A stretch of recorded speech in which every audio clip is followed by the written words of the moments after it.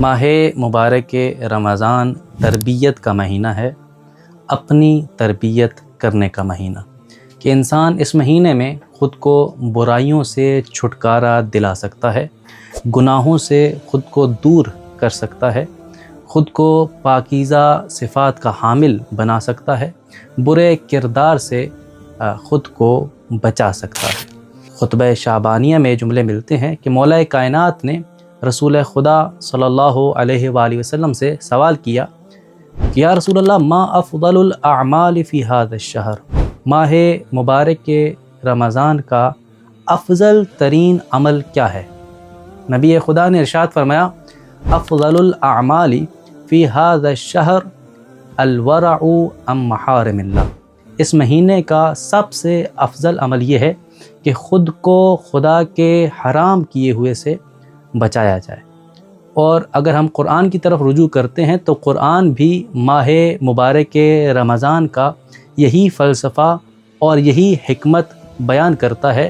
کہ فرمایا یا ایھا الذین آمنوا کتب علیکم الصیام،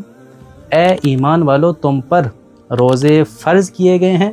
کما کتب علی الذین من قبلکم، جیسا کہ تم سے پہلے والوں پر فرض کیے گئے تھے، لعلکم تتقون، تاکہ تم تقوی والے بن جاؤ۔ تقوی کیا ہے؟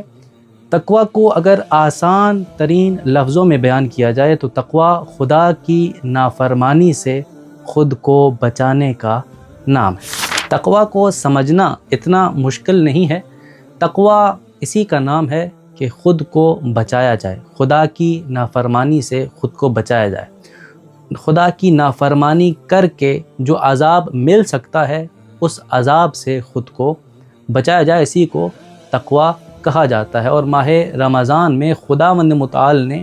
انسان کو یہ موقع فراہم کیا ہے کہ وہ اپنی تربیت کرے، کہ وہ خود کو خدا کے حرام کردہ سے بچائے، تاکہ جب ماہ مبارک رمضان کا اختتام ہو تو جیسے ہی روزوں کا اختتام ہو ویسے ہی انسان کے گناہوں کا بھی اختتام ہو چکا ہو، انسان اپنے گناہوں سے، برائیوں سے، برے اخلاق سے، بری صفات سے چھٹکارا پا چکا ہو۔